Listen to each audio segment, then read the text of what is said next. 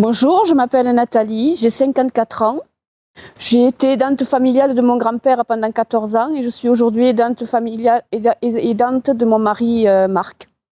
Cette journée d'aidant représente aussi surtout une reconnaissance du rôle qu'on peut apporter et avoir auprès de nos proches ou de nos amis auxquels on vient en aide.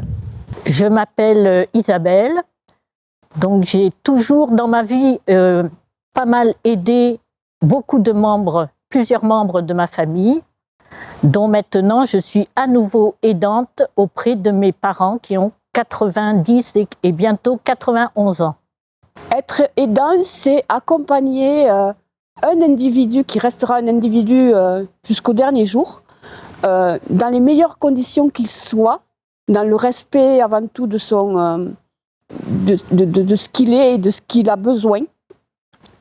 Et ne pas hésiter à se dire, voilà, je suis plus compétente ou je suis fatiguée, on fait appel à quelqu'un d'autre. Ce n'est pas forcément l'abandonner, c'est simplement lui amener une aide de qualité et qui soit en cohérence avec ses besoins. Cette matinée est en même temps très conviviale et cela a permis de montrer l'humilité des aidants qui peuvent avoir. Il faut qu'ils aient cette humilité à aussi être beaucoup à l'écoute pour pouvoir trouver les moyens de respirer, de s'oxygéner, pour pouvoir tenir sur le long terme.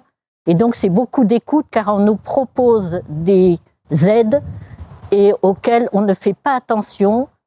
Peut être un manque d'humilité et on peut en arriver ainsi jusqu'à l'épuisement si on n'en tient pas compte. C'est important de venir faire des informations et de partager avec des personnes sur justement cette idée du rôle d'aidant. Qu'est-ce que c'est? Qu'est-ce que ça représente? Où est-ce que je peux trouver des aides? Quel type d'aide? Est-ce que ce sont que des professionnels? Mais il y a aussi des associations qui existent et qui peuvent accompagner et qui peuvent aider. Et de l'intérêt de pouvoir partager, échanger pour justement arriver aussi à débloquer des situations, à dédramatiser des situations qui sont toujours très lourdes et difficiles à porter quand on se trouve aidant d'une personne qui a des troubles cognitifs, par exemple, qui devient une autre personne. Et donc, du coup, on doit apprendre à faire autrement. Et il faut qu'on les accompagne là-dedans. Donc c'est aussi le rôle du département d'aider et d'accompagner. Être aidant, c'est ne serait-ce qu'on soit professionnel ou pas professionnel, c'est l'aide que l'on apporte, le soutien, l'aide, un service quotidien que l'on apporte à un voisin, un frère, une sœur, des parents, et qui sont